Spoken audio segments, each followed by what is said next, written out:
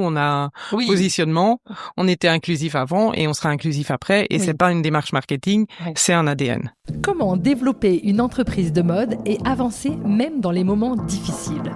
Moi, c'est Astrid, experte en développement commercial, coach. J'accompagne les femmes entrepreneurs à propulser leur business avec une vision claire et une stratégie alignée. Avec ce podcast, accompagné de ma partenaire in crime, Lynn. Hallo, ik ben Lynn.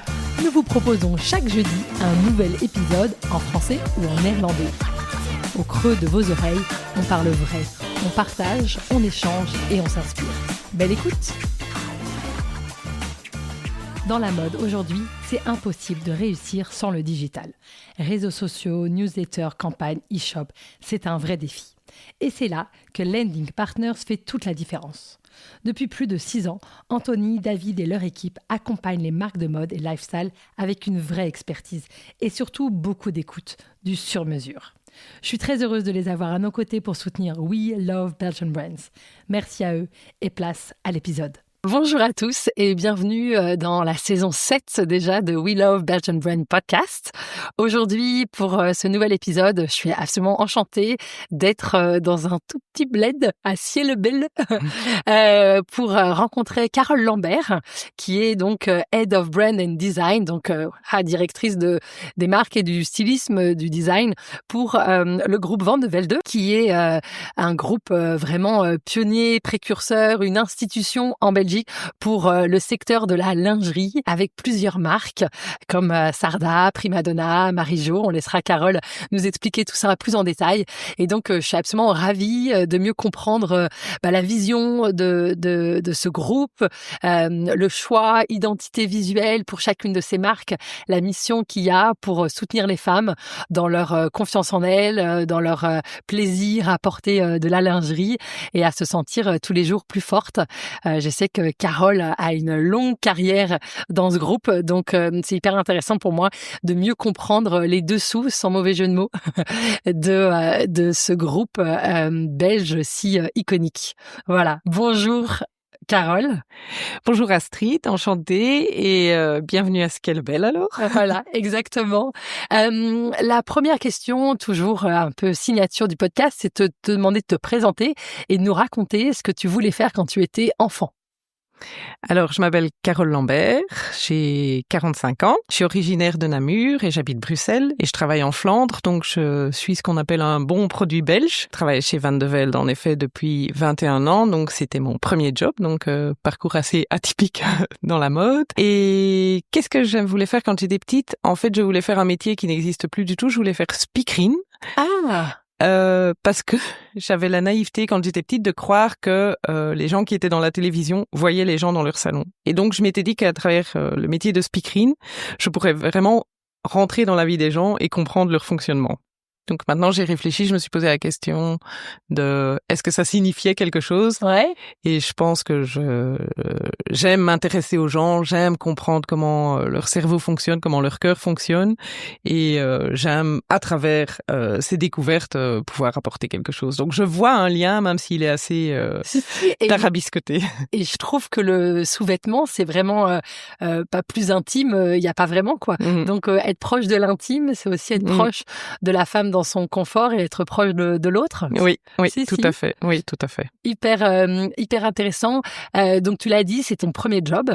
T'as fait la cambre, je crois. Est-ce que tu peux nous raconter un peu, la cambre et puis la lingerie. Enfin, il y avait un choix, une volonté de ta part d'aller dans ce secteur. La cambre, pour moi, c'était un parcours de dingue. J'ai adoré l'expérience. J'adore la création, mais vraiment dans le sens que j'adore faire. Je trouve que faire permet de mettre du sens dans sa vie. J'ai du mal avec les choses qui sont trop abstraites. Donc, l'idée de vraiment générer quelque chose qui vient d'une idée, d'un concept, c'est vraiment quelque chose qui m'apporte beaucoup. Je crois que ce que la cambre m'a vraiment apporté, c'est pouvoir se poser la question de la conceptualisation, de prendre la mode comme étant vraiment un moyen de solutionner des choses. Donc, vraiment l'essence pure du design d'un produit qui est pensé pour solutionner des choses.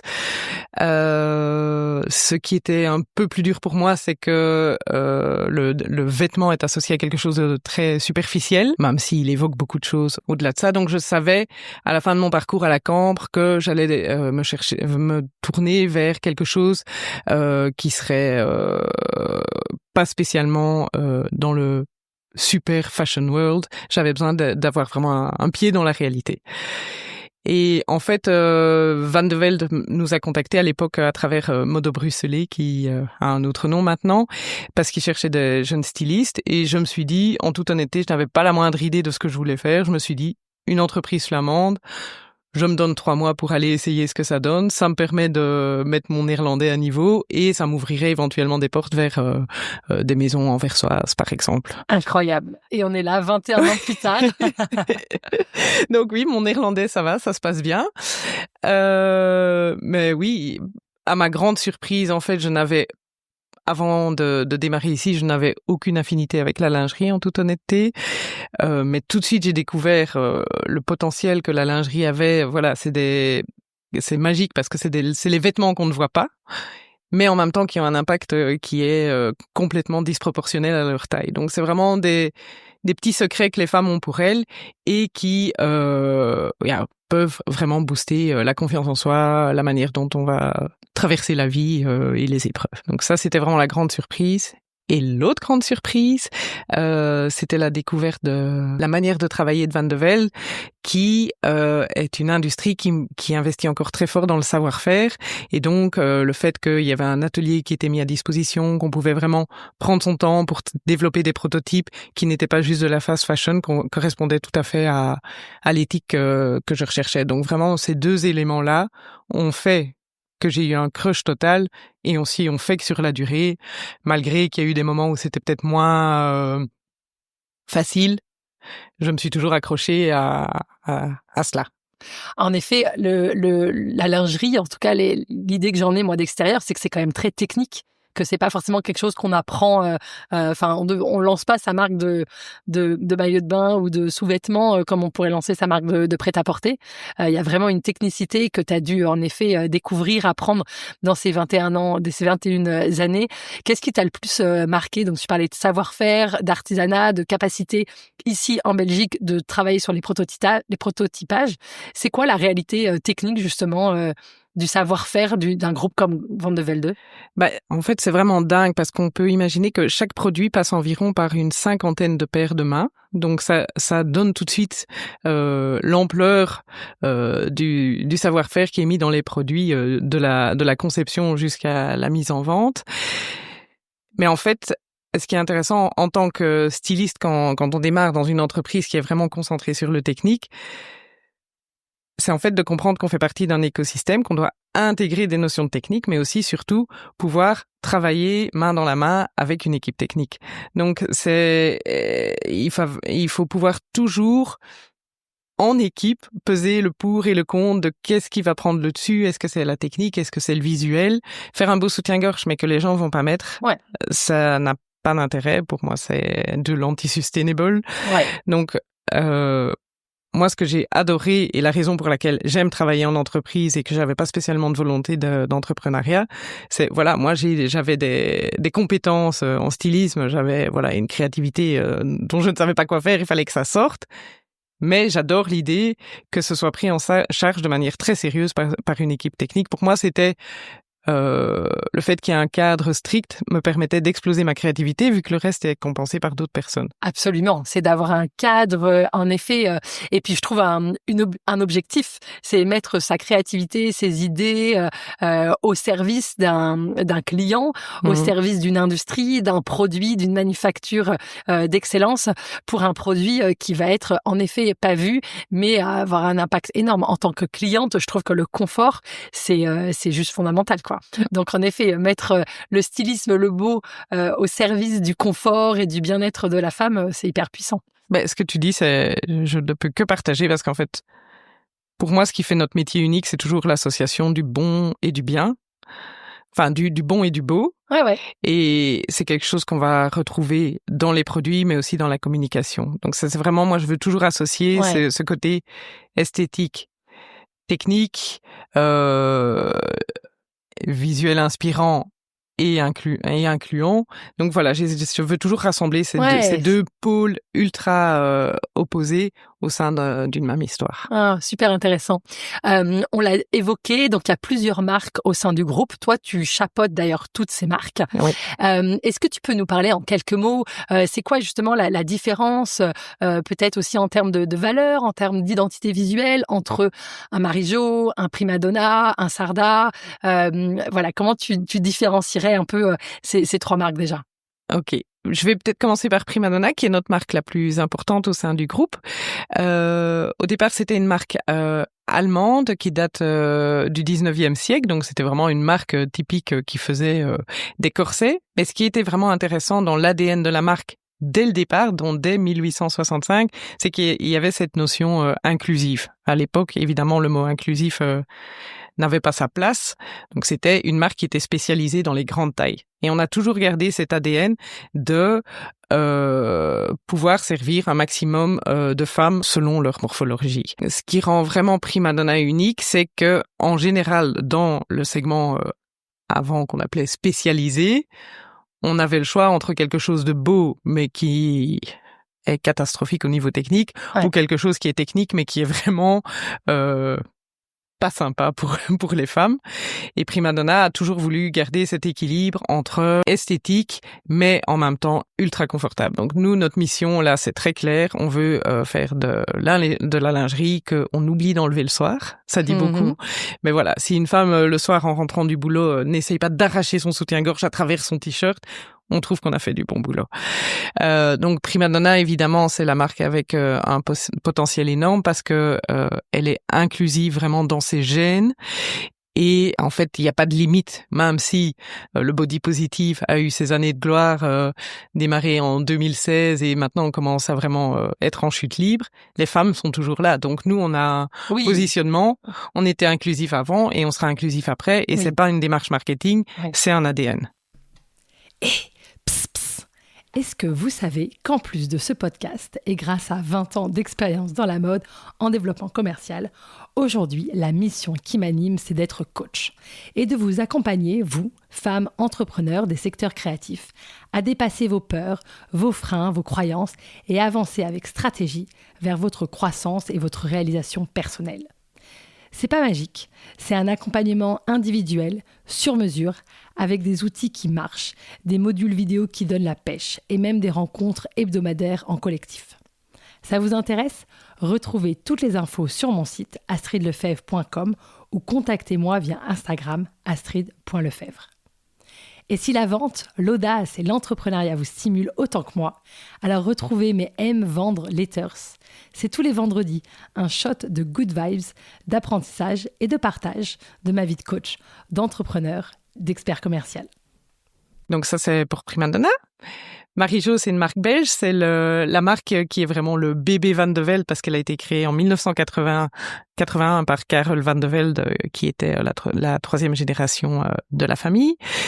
Et ce qui fait la force de Marie-Jo, en fait, quand elle a été créée dans les années 80, il faut s'imaginer qu'on était vraiment à l'époque de la super féminité, le cliché de la femme pour l'homme. Ouais, tout à fait. Donc si on remet Marie-Jo dans son contexte de l'époque, il y avait vraiment une objectification de la femme qui était très forte, où elle se retrouvait juste en faire-valoir de l'homme. Marie-Jo a tout de suite pris le parti de faire de la lingerie pour les femmes. Donc, que ce soit dans le produit ou dans l'image, de nouveau, il y a toujours une histoire de lien entre produit et image dans les marques. Ça a été une marque qui n'a pas mis la femme en faire-valoir de l'homme, mais qui a tout de suite fait des images qui étaient agréables pour les femmes et des produits qui étaient agréables pour les femmes. Donc, de nouveau, la notion de confort, mais aussi d'esthétique qui n'est pas spécialement destiné aux hommes. Donc je pense que c'est comme voilà, t'es une femme, je suis une femme. Souvent on a des looks où le mec dit ah oui, bien sûr. c'est quoi ça? Ah oui. Ben, pour nous c'est pas spécialement négatif que l'homme se dise Non. c'est quoi ça, parce qu'en fait ça plaît à la femme et pas spécialement à l'homme. Absolument. Donc c'est quelque chose qu'on veut vraiment traduire dans Marie-Jo. Et donc, du coup, vous êtes allé dès les années 80, dès son lancement, à contre-courant. C'est ça que je comprends. Oui. De ce côté très sexy, très la femme objet, pour vraiment écouter en fait le corps de la femme, son confort à elle. Ok. Oui. Et donc c'est une marque qui est douce, qui est rassemblante, qui est respectueuse. Et le slogan de Marie-Jo, c'est My Invisible Force. Donc ça veut vraiment dire aussi, là on parle vraiment du petit boost qui se donne au quotidien quand on ouvre son tiroir, qu'on choisit sa lingerie et qu'on se dit waouh, aujourd'hui bicrignon, mais j'arrive et moi je sais ce que je porte et je suis bien et je me sens bien. Donc ça c'est vraiment, c'est très en douceur et c'est très dans l'expérience. Et puis la troisième marque, c'est Sarda. Ça, c'est une marque qui au départ était espagnole, qui a été créée par monsieur Andrés Sarda dans les années 60. Et c'est de nouveau un contexte intéressant parce que dans les années 60, en Espagne, c'était la dictature Franco, donc pays ultra restrictif, hyper strict. Et Andrés Sarda, qui venait aussi d'une famille du textile, donc c'est les générations antérieures de la famille Sarda faisaient des voiles pour les veuves et pour les bonnes sœurs. Ils ont compris que le business allait mal se porter. Et Andrés Sarda a décidé de créer une marque de lingerie, mais qui, dès l'essence aussi, était à contre-courant de la dictature à l'époque, ultra révolutionnaire. Voilà, on dit bold, sexy, par exemple, sulfureuse. Ouais. Donc on voit par exemple déjà des campagnes dans les années 60 avec 2 femmes qui se tiennent la main. Dans les années 80, il y a eu un mannequin trans. Donc on voit vraiment que c'était une marque qui est vraiment précurseur, où Marie-Jo est vraiment dans l'air du temps et dans le présent. Sarda est plus dans une notion de code du futur. Incroyable, hyper intéressant déjà. Prima Donna, ce que j'ai pu lire sur le site internet aussi, c'est 93 tailles, donc zéro compromis, et donc une inclusivité qui est en effet, comme tu l'as dit, dans l'ADN de la marque. Ça veut dire qu'elle est là pour tout le monde.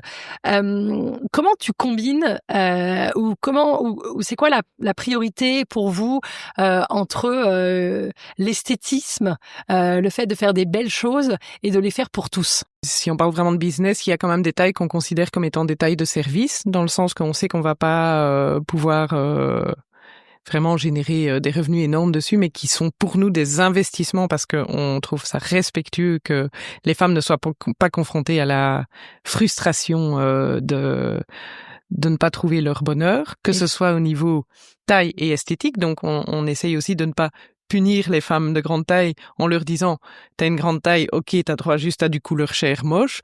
On essaye aussi de leur dire voilà, t'as une grande taille mais t'as aussi une personnalité, donc dans l'offre qu'on donne, on va donner aussi un large éventail dans les tailles spécifiques de look particuliers. Donc on a des séries qui sont plus classiques, des séries qui sont ultra sexy, des séries qui sont ultra colorées. Et c'est ce qui fait la spécificité de Prima Donna, c'est que l'ADN de la marque doit correspondre à beaucoup de femmes différentes. Donc en général, les marques vont développer un univers visuel qui est très restreint. Et voilà, elles vont dire mon univers, c'est le côté rock. Enfin, ils vont donner un cadre très précis. Nous, le cadre, c'est on est là pour vous toutes. On est là pour vous toutes. Ce qui donne parfois une sensation sur la marque qui part un peu dans tous les sens. Mais pour nous, c'est une question de respect parce que les clients de Prima Donna, ça peut être une jeune de 16 ans avec un tour de dos super petit, mais une énorme poitrine qui veut juste faire du shopping avec sa copine.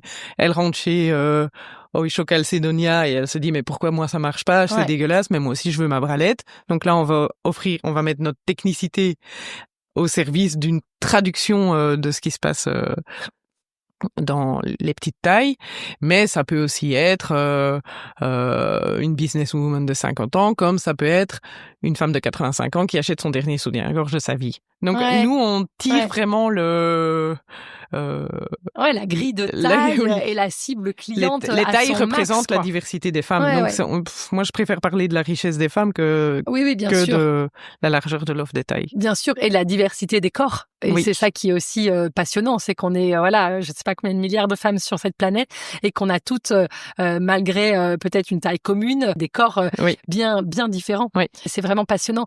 Et ce qu'on sent vraiment, c'est que ça a toujours été là, en fait. Il y a rien de tendance.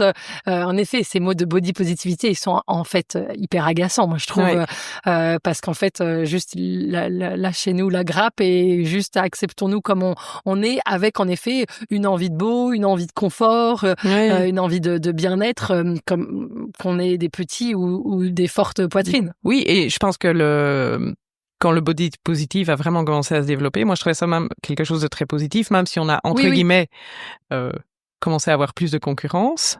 Je me suis dit il y a vraiment une notion sociétale qui est en train de se modifier. Une sorte de prise de conscience, peut-être. La réalité, c'est que on retourne, on voit très bien, on retourne vers les anciennes habitudes. Ouais.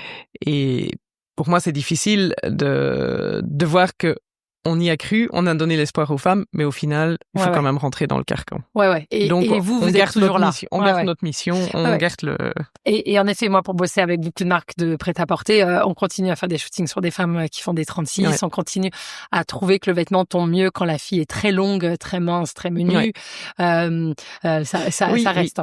C'est un travail au quotidien. Après, je trouve que c'est honnête de votre part et je trouvais ça intéressant d'entendre ça, que vous appelez ça des tailles de service, parce que en effet, il y a aussi une réalité qui est que des grandes tailles, on gagne pas d'argent dessus. Non. Dans le prêt-à-porter, j'entends ça, que du 44, du 46, après le 42, c'est des tailles en solde, c'est des tailles qui sont compliquées en fait à vendre.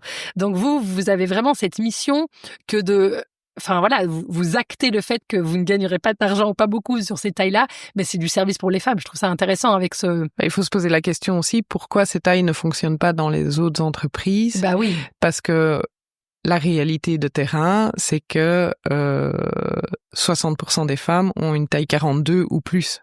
Oui. Donc il y a un mismatch total entre l'offre et la réalité des corps. Oui. Mais la réalité de ce que moi je connais, en tout cas, c'est que les femmes achètent moins. Que quand même la cliente, celle qui dépense, elle est plus dans les filles en 36-38 quoi. Alors même que c'est pas du tout la réalité des corps des femmes. Ouais. Mais donc du coup il y a une réalité business parfois. Ah oui, voilà.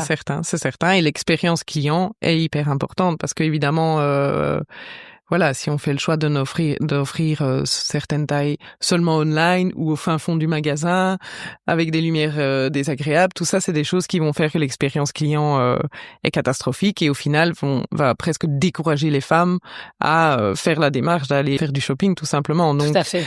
C'est vraiment la notion de respect, c'est pas uniquement d'en faire le produit bien, ça c'est ma responsabilité, mais c'est aussi donner une sensation agréable aux femmes quand elles sont confrontées à certaines images, à certaines campagnes, leur donner la réassurance qu'elles font partie aussi d'un univers et que le réel n'est pas spécialement je sais pas comment dire, raw. C'est pas parce que c'est réel que c'est moche. Donc, on peut aussi photographier. Nous, les campagnes Body Love sont faites avec des consommatrices. C'est pas parce que c'est une consommatrice qu'il faut mettre une lumière agressive, super blanche, mettre la cellulite en valeur. La consommatrice, elle a droit aussi à make-up artist top level, lumière top level, photographe top level. Et on a fait la campagne avec Marie Winans qui est ultra hype parce que on veut justement que la femme lambda, elle se dise putain mais moi j'ai aussi accès à des très belles photos, des très beaux visuels. Et c'est la même chose dans l'expérience. Donc les partenaires avec qui on travaille en B2B ou les expériences qu'on fait en D2C, on veut vraiment qu'elles soient top level pour que justement il y ait cette sensation de confort qu'on tire du produit jusqu'à l'image se ressente aussi dans l'expérience. Génial. Et je pense que l'expérience, ça participe vraiment à l'amour qu'on peut avoir pour une marque et en effet de se sentir bien avec. Comment justement, en tant que marque, on accompagne la femme sur l'amour de soi, l'amour de son corps ? On continue la conversation dans un instant, promis. Mais avant ça, je veux vous parler d'un partenaire qui fait une vraie différence pour les marques de mode, Depict. Depict, c'est un outil basé sur l'intelligence artificielle pour que sur votre e-shop, vos clients dialoguent comme s'ils parlaient à leur vendeur préféré. Avec Depict Merchandising, vos plus belles pièces brillent et chaque visite devient un moment d'achat fluide et engageant. Offrez à vos clients une expérience vente inoubliable. Testez Depict maintenant gratuitement sur depict.ai. Et puis maintenant, je vous laisse continuer la conversation avec mon invité. À travers l'expérience en particulier, nous, je pense que dans notre stratégie omnicanal, on essaye vraiment que chaque point de contact avec la marque soit agréable. Donc, on travaille avec des boutiques indépendantes qui sont qualitatives, où on sait que le niveau de service, que la qualité de stylisme des stylistes va vraiment aider à mettre en valeur la femme à travers le produit qu'elle essaye. Et dans les canaux où on a plus le contrôle, comme les department stores, marketplace ou dans nos sites web, là, on va toujours tout créer dans la journey pour qu'il y ait un maximum de douceur, en fait. Et ça veut dire quoi concrètement? Donc je comprends que dans le trajet de l'expérience client, qu'elle soit online ou en boutique, on veut un maximum de douceur. C'est quoi? C'est des vendeuses qui sont formées avec des mots clés qui vous appartiennent. C'est des vendeuses. C'est en effet des lumières. T'as raison de vendeuses dire. Qui sont formées, une expérience de fitting room qui permet de se poser calmement, dont la lumière est agréable. Ça peut être notre mobilier qui dégage une certaine douceur malgré qu'il est fort et imposant. Donc voilà, c'est dans les rondeurs, c'est vraiment dans les détails, hein. Ouais. Mais on l'a chaque fois dans notre tête, on essaye chaque fois d'appliquer voilà, cette espèce de prima donna, c'est un peu le contraste entre force, parce que c'est des power girls de dingue, mais en même temps, nous, on veut alléger la pression qu'elles ont sur les épaules, en fait. Ouais, hyper important. Donc le support est mental et physique. Ouais, c'est ça. Et montrer comment le port du sous-vêtement et d'une marque comme Prima Donna, ça peut vraiment être un élément clé dans l'amour de soi, quoi. Oui. Super intéressant. En 21 années de carrière, qu'est-ce que tu as vu évoluer, justement? Qu'est-ce que tu as vu se transformer? Peut-être justement dans le rapport des femmes à leur corps ou dans l'accès à la consommation. Je pense déjà la place de la lingerie dans le monde de la mode. Ouais. Donc si on retourne début 2000, la lingerie c'était un peu la petite sœur, le parent pauvre, voilà, dont on ne savait pas quoi faire dans la mode. Ouais, je suis d'accord. On en a besoin, on en porte, mais honnêtement, n'en parlons pas trop. Ouais, je suis d'accord. Voilà, maintenant la lingerie intègre totalement les looks des femmes, donc on parle de transparence, décolleté, voilà, la lingerie vraiment prend une place prédominante visuellement dans l'esthétique de la mode, donc ça pour nous c'est génial parce que ça permet vraiment de jouer et ça permet vraiment d'exploiter le potentiel total. C'est vrai que moi, je me souviens encore petite qu'il fallait pas qu'on voit nos soutiens-gorge. Oui. Où il fallait pas, c'était de mauvais goût, ce serait vulgaire, ce serait pas joli. Alors que maintenant, je trouve qu'on peut jouer avec ça. Avoir même une très jolie dentelle qui sortirait d'un haut de chemise. Tout à fait. Je trouve que ça a vraiment évolué. Ouais. Oui, donc moi, quand j'ai commencé comme styliste, c'était un peu juste après les années Calvin Klein, minimaliste. Oui. Il fallait porter du couleur chair, uni, lisse. En gros, la lingerie était faite pour disparaître et maintenant la lingerie prend presque une place centrale dans certains cas. Ouais, c'est vrai. Et du coup, ça c'est aussi lié à l'évolution sociétale, je pense, voilà, les mouvements féministes ont fait leur boulot, on se réapproprie le sexy, on peut se réaffranchir de certains carcans et jouer avec la lingerie sans être stigmatisé dans une certaine catégorie. Oui, tout à fait. Oui, et se sentir belle, très sensuelle, très féminine pour soi. Oui. sans forcément un désir de séduire l'autre, notamment l'homme. Oui. Tout à fait. Ça, je pense que c'est des nouveaux courants, et c'est certainement lié en effet au féminisme qui permet même, je veux dire, il y a même eu des revendications que le buste de la femme serait l'égal du buste de l'homme. Oui. Et donc du coup, je sais même dans des courants musicaux comme la techno, des femmes peuvent danser en soutien-gorge ou même sans, avec le parti pris de la liberté. Je trouve que c'est intéressant. On l'a vu dans Prima Donna, pour moi, de nouveau, c'est l'exemple le plus extrême. Jusqu'il y a peu, il y avait vraiment une association entre rondeur et hypersexualité. Oui. Donc, le sexy était une espèce de tabou. Si t'as une grande poitrine, si t'as un décolleté opulent, surtout... ne nous donne pas trop d'informations. Et maintenant, on voit vraiment, par exemple, on a vraiment développé le sexy depuis 2018 dans les grandes tailles, dans Prima Donna. Et en fait, c'est un potentiel de dingue parce que les femmes sont les mêmes femmes que dans des petites poitrines, mais elles demandent qu'à bouillonner, qu'à exploser, parce bien que sûr. elles sont là, mais non, mais moi aussi. Absolument. Et donc ça, c'est génial, parce que, par exemple, nos premières expérimentations du sexy, on voyait nos essayeuses, qui sont en général des collègues. Elles rentraient dans la salle d'essayage, elles disent non, mais attends... J'oserais pas. J'oserais pas. Et puis, elles ressortent de leur salle d'essayage, tu les vois, tu dis, oula, mais toi, t'as grandi de 5 cm, qu'est-ce qui s'est passé? Oui, je le garde sur moi, c'est fini cette histoire, j'arrête les soutiens-gorge de grand-mère et je passe à ça. Et ça, c'est génial, de voir des changements en 5 ou 10 minutes, de voir un changement radical, ça, c'est magique. Ouais, ça l'est. Et j'aime bien cette idée, en effet, de la femme qui s'approprie son corps et qui se trouve maintenant belle avec, quoi. Et qui se surprend. Ouais, hyper intéressant.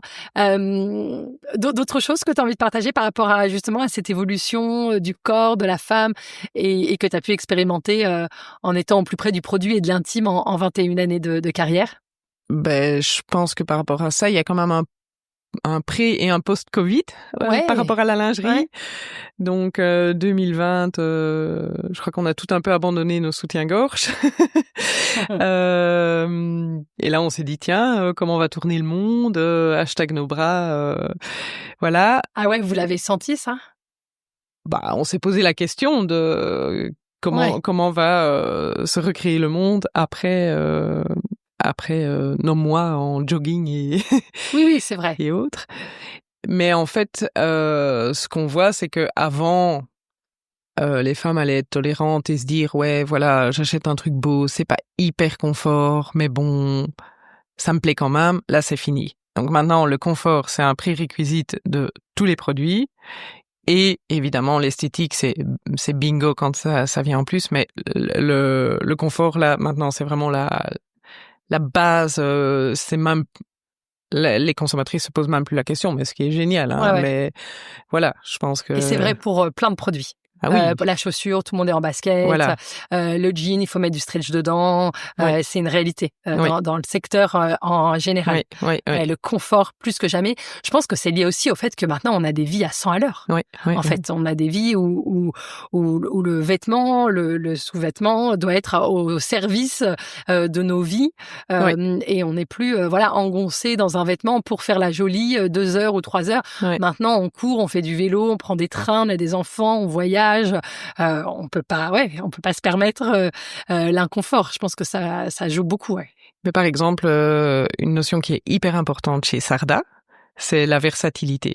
Donc c'est vraiment l'idée de pouvoir se dire, hop, j'enfile de la lingerie qui est ultra adaptée. On dit genre from the desk to the pilates. C'est vraiment de se dire, voilà, moi. J'ai envie de consommer moins, mais j'ai envie de consommer mieux et j'ai envie que ce que j'achète, je puisse l'utiliser dans des contextes qui n'ont rien à voir les uns avec les autres. Donc, une lingerie qui est adaptée au monde du travail, mais en même temps où on peut sortir en boîte de nuit, une lingerie où on passe la journée avec ses enfants et en même temps on finit par une petite séance de sport.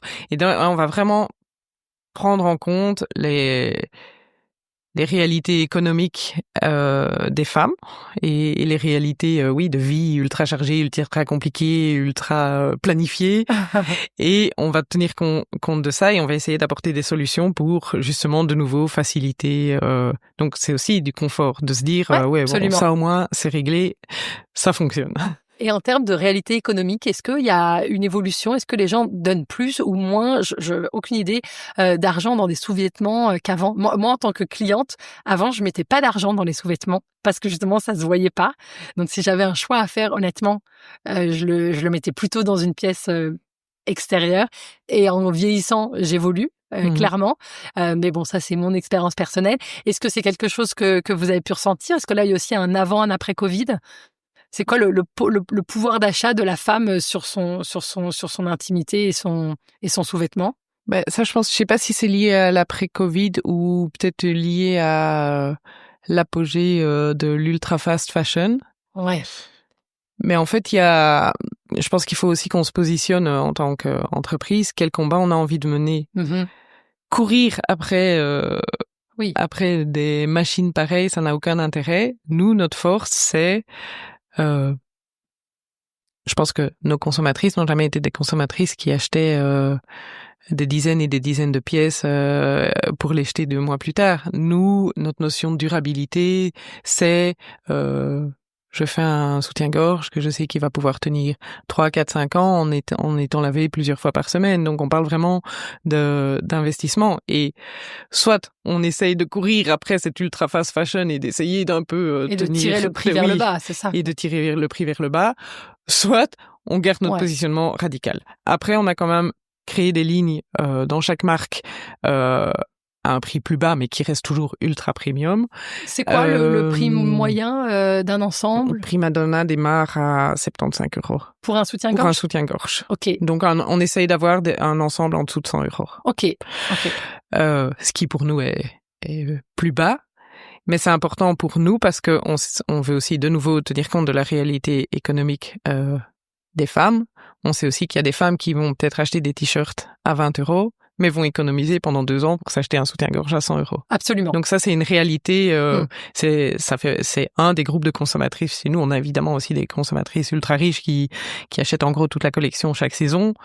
Mais on a aussi des consommatrices qui font l'effort, qui savent que ça va avoir un impact sur leur posture, leur vie au quotidien, et qui doivent vraiment investir. Donc pour elles, on veut vraiment pouvoir rester accessible. Donc moi, j'aime bien la notion en disant Prima Donna est une marque inclusive. Donc on peut pas être totalement exclusif au niveau des prix. Il faut qu'on soit accessible tout en restant premium. Et puis pour avoir fait un tour de l'entreprise, je trouve qu'il y a une vraie recherche en matière, en développement, en technicité. Enfin, j'étais complètement impressionnée de voir que le prototypage il se fait ici en Belgique, qu'il y a un sens du détail incroyable, il y a un suivi de prod, que vous avez vous-même votre propre production en Tunisie. Enfin voilà, que pour chaque taille, tu m'expliquais que pour chaque taille vous travaillez le prototypage. Donc il y a un moment donné, c'est ça aussi que le consommateur il doit comprendre en fait, qu'on n'est pas sur de l'ultra-industrialisation, qu'il y a vraiment un savoir-faire, une technicité. On frôle l'artisanat, en fait, qu'il y a en tout cas un vrai... Et puis, en effet, les recherches matières, les recherches de développement, tout ça, les gens se rendent pas compte, mais ça a tellement de sens et c'est ça qui crée, évidemment, un produit à un certain prix. Oui, bien sûr. Et c'est vrai que nous, on a un cycle de développement de A à Z qui dure 18 mois, ce qui est long et intense. Mais ça n'empêche pas qu'à côté, on continue à se stimuler pour voir que certaines lignes de produits où la recherche a déjà été faite, on puisse arriver plus vite sur le marché. Parce qu'évidemment, on doit quand même rester compétitif. Bien sûr. On doit pouvoir rebondir sur certaines tendances sans que tout dure 1 an et demi à 2 ans. Donc on se stimule quand même énormément. On a beaucoup de projets, que ce soit dans la digitalisation de certaines parties de la création, que ce soit dans même la génération d'images, qu'on puisse rebondir plus vite. Évidemment, il faut qu'on garde notre ADN, mais qu'on soit connecté à une réalité de tempo qui n'a plus rien à voir avec... C'est quoi tes fiertés en 21 ans de carrière? Perso, comme pro, tu vois, c'est quoi les petits challenges que vous avez ou que tu as surmontés. Tu vois, j'imagine, tu as une équipe de 120 personnes, dont une grosse partie quand même en Espagne pour Sarda où tu dois aller régulièrement. Voilà, peut-être qu'on peut partir peut-être des points délicats avant de parler des fiertés. C'est quoi les challenges, quoi? Les challenges, ben oui, déjà, c'est l'équipe qui est répartie sur 2 pays. Ouais. C'est une équipe assez diverse parce que ça va d'un atelier de couture à des managers. Donc voilà, c'est une journée type, c'est vraiment être confronté à plein de types de discussions qui n'ont pas spécialement qui ne sont pas du tout alignés sur les autres. Mais le challenge... Donc tu peux être fier d'être agile, en tout cas, l'agilité qui apparemment, oui. s'est imposée par... ouais. Et je pense que ce qui me rend peut-être fière, c'est que voilà, moi j'ai grandi de l'équipe, donc voilà, j'ai pris des responsabilités année après année qui ont grossi, et j'avais une formation artistique, donc je savais quelle était ma force, mais j'étais aussi très consciente de tout ce où j'étais pas vraiment, où je ne maîtrisais pas. Donc, mes premières réunions en tant que manager, je me retrouvais le cliché autour de la table ovale. Ouais. Tableau Excel, panique à bord. Je me disais mais qu'est-ce que je fais là? Les gens vont voir que je suis pas au niveau de tout le monde. Donc j'ai fait un MBA parce que j'avais un énorme complexe de l'imposteur, mais gigantesque, comme une maison. Je me suis dit, ok, il voit quelque chose en moi, mais moi je vois tous les trous, toutes les cases qui me manquent. Donc je me suis dit, je vais aller remplir les cases. Donc j'ai fait un MBA pour remplir les cases. Je n'ai rempli aucune case en toute honnêteté. Mais un MBA en quoi, justement, en marketing, en Global Fashion Management. Donc j'ai été à l'IFM et j'ai fait le Global Fashion Management. Ok, en cours du soir, en même temps que tu travailles? Non, c'était des sessions de 4 jours. 4 jours par mois, des gros blocs de 4 jours par mois. Je l'ai fait en plein pendant Covid, donc je vais vous épargner le mode survie dans lequel je suis rentrée parce que j'ai combiné MBA, situation de crise chez Van de Velde, intense, et Covid et enfants à la maison, donc c'était pas la meilleure période de ma vie. Mais bon, soit je suis sortie de ce MBA, c'est vrai que je n'ai pas acquis toutes les skills qui me manquaient, mais j'ai compris quelle était ma place à la table, pourquoi j'avais cette place-là à la table. Voilà, moi je suis quelqu'un de créatif, d'instinctif, visionnaire. Exactement. Qui est entouré de personnes qui arrivent à mettre cette force-là en marche et à décupler cette force-là. Donc j'ai arrêté d'essayer de rentrer dans le costume de la businesswoman. Je suis atypique autour de la table. Et en fait, il faut voir ça comme une force. Et le jour où j'ai compris ça, franchement, j'ai eu une énorme pression sur mes épaules qui a chuté. Et j'ai arrêté de m'excuser. Ouais. Et c'est justement ça la force d'une belle table, c'est quand tout le monde a sa couleur. Oui. Et donc de pas essayer d'être comme l'autre, mais d'être. Voilà. Ouais. Okay. Mais ça m'a pris du temps pour comprendre ça. Merci pour ce partage. On devient pas manager du jour au lendemain. Non. On fait beaucoup ça en Europe, de nommer manager les gens qui ont le plus d'expérience, et ça a évidemment beaucoup de sens, mais du coup parfois il y a souvent ce syndrome de l'imposteur qui s'infiltre trop vite et qui peut polluer. C'est chouette que tu aies pu le remarquer et essayer de le contraindre. Donc ça, j'entends que c'est un vrai challenge personnel que tu as réussi quand même à transformer. Est-ce qu'il y a d'autres challenges dont tu as envie de partager? Ben, je pense que l'écosystème mode belge est assez fragile. Donc, on voit beaucoup d'entreprises en difficulté ou qui ferment.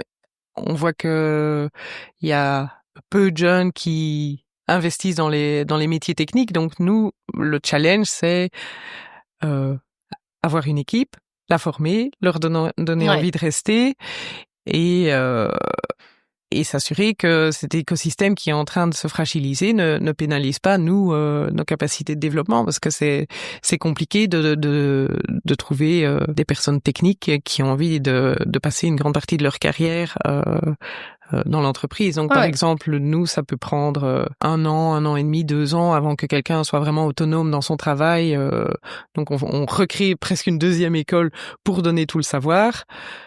Il faut être sûr que la personne n'ait pas envie de rester 3 ans. Sinon, on a passé 2 ans à former quelqu'un qui ne restera plus qu'1 an performant. Donc, on se casse beaucoup la tête sur comment est-ce qu'on peut quand même donner des perspectives d'évolution, de long terme au profil technique. Ouais. Et le fait qu'il y ait cette fragilité autour de nous, moi je vois pas ça du tout comme quelque chose de positif où on récupère tous les profils. Ça prouve vraiment que il y a une pression très importante. Et que le secteur de l'emploi est un peu sous pression. Donc on a tous nos fournisseurs qui sont très fragiles. Voilà, on a des fournisseurs européens qui étaient déjà fragiles avant le Covid, qui ont eu des supports de l'État pendant le Covid. Les supports commencent à réduire. Donc là où on était un peu dans le monde des bisounours, on travaillait avec tout le monde. Maintenant, on a une approche aussi où on doit se protéger nous. Donc il y a parfois des collaborations avec des fournisseurs où on dit oui, mais tant qu'il n'y a pas une sécurité financière, on peut pas travailler avec vous, mais c'est hyper dur parce qu'on a construit un partenariat depuis des années. Donc ça, c'est vraiment les challenges qu'on vit au quotidien. Hyper intéressant. On parle ici de mode belge. Qu'est-ce que ça veut dire pour toi, la mode belge? Je crois que la mode belge, je sais pas comment le dire proprement, mais je crois qu'elle pète pas plus haut que son cul. Dans le sens que... Elle est humble. Elle est humble, elle est réaliste, elle a un sens un peu de l'autodérision. Ouais, voilà, absolument. On fait de la mode, les gars, on n'est pas en train de sauver des réfugiés sur un bateau. Il y a un truc un peu... c'est vrai, pieds sur terre. Voilà, on n'est pas les rois du monde. Et moi, j'aime bien cette approche. En fait, je trouve que c'est chouette, c'est frais. Et c'est un fil qu'on retrouve aussi dans le cinéma, dans la culture. Absolument. Et dont moi je suis ultra fière ouais, tout à fait. C'est très très de faire culturel. partie de cet univers-là et pas par exemple de l'univers français. Je me reconnais dans la mode belge. Ah super. Et Marie-Jo, donc c'est la marque la plus belge du groupe, même si le groupe est hyper belge. Qu'est-ce que ça veut dire? Est-ce que vous jouez là-dessus sur ce support to local, une marque belge en Belgique? Qu'est-ce que ça veut dire pour toi ou pour vous, pour l'équipe, le fait que Marie-Jo soit une marque belge? De nouveau, je pense que cette espèce de côté réaliste, relatif, c'est vraiment l'ADN de la marque. En soi, qu'est-ce que ça représente vraiment que c'est une marque belge? Il y a une affection, tu crois, du marché belge pour Marie-Jo? Oui, totalement. Je pense aussi. On achète son Marie-Jo, on achète ses spéculoos. Oui, il y a un fil conducteur, c'est certain. Et on voit aussi, par exemple, ce qui est beau dans Marie-Jo, c'est la Belgique est aussi atypique dans le monde de la lingerie, par exemple. La notion de comment on transmet l'amour de lingerie de mère en fille, c'est quelque chose qui est très belge, en fait. Ah ouais? Oui, donc comment on aborde la lingerie, aller dans une boutique, avoir une expérience qui est super chouette et qui va nous suivre pendant des années, c'est vraiment culturellement, c'est belge. Par exemple, en France, les petites boutiques de lingerie, je vais pas dire qu'elles sont mortes, mais les centres-villes ont été désinvestis, les gens se tournent vers les grands malls autour des villes ou commandent juste online. En Belgique, il y a vraiment encore ce côté petite ville, village, l'opticien, la boutique de lingerie, et c'est des boutiques qui sont vraiment ultra qualitatives. Donc ça, avec un vrai service. Avec un vrai service. Et donc on voit vraiment chez Marie-Jo qu'il y a cette espèce de notion de on est dans le présent, mais en même temps, il y a cette durée, il y a cette réassurance, reconnaissance. C'est une marque qui rassure Marie-Jo. Chouette. On a des produits dans Marie-Jo qui ont 30 ans d'âge. Par exemple, on va fêter l'année prochaine les 30 ans de Avero, c'est notre soutien-gorge avec les petites fleurs. Parfois, la marque, enfin, le produit est presque plus connu que la marque. Les gens disent « Oh, t'as vu, elle a les petites fleurs sur la bretelle. » Et ça, pour nous, voilà. Oui, c'est reconnaissable. Dans le monde de la lingerie, avoir des produits iconiques qui traversent les décennies, c'est complètement à contre-courant, en fait. C'est vrai que en France, on peut acheter des sous-vêtements en supermarché. Oui. En fait, vraiment, tout d'un coup, je réfléchis à ça. On achète son gigot et puis on jette un soutien-gorge dessus. Ouais. C'est vrai qu'en Belgique, il n'y a pas du tout ça. En Allemagne, il y a des petites boutiques, mais qui sont au niveau expérience plus difficiles. En Espagne, les boutiques vont ressembler plus à c'est presque encore au stade, c'est presque médical. Encore. Intéressant. Donc voilà, chaque pays a un peu la Belgique et la Hollande sont vraiment les 2 pays qui ont vraiment la maturité lingerie la plus importante, en fait. Ouais, ça m'étonne pas du tout. Ouais. Et on dit d'ailleurs que très souvent, les femmes achètent mal leur lingerie, d'où l'importance de se faire aider. Enfin, moi, j'ai pu voir la différence en tant qu'adulte, d'arriver dans des boutiques comme ça, spécialisées avec des femmes qui savent être à l'écoute, en fait, qui savent s'adapter. On peut avoir un sein plus grand que l'autre, des épaules basses. Enfin, je veux dire, c'est vrai que le corps de la femme, même si on a une taille qui semble basique, il est atypique. Et du coup, le service, c'est très intéressant. Le service, il est belge et il y a ça dans la culture et dans la maturité du client. Et dans tous les domaines. Ouais, tout à fait. Un grand merci. Ma dernière question signature, c'est toujours la même. Qui, dans le secteur de la mode belge, souhaiterais-tu écouter à ce micro? Je dirais Esther Manas. Ah, super.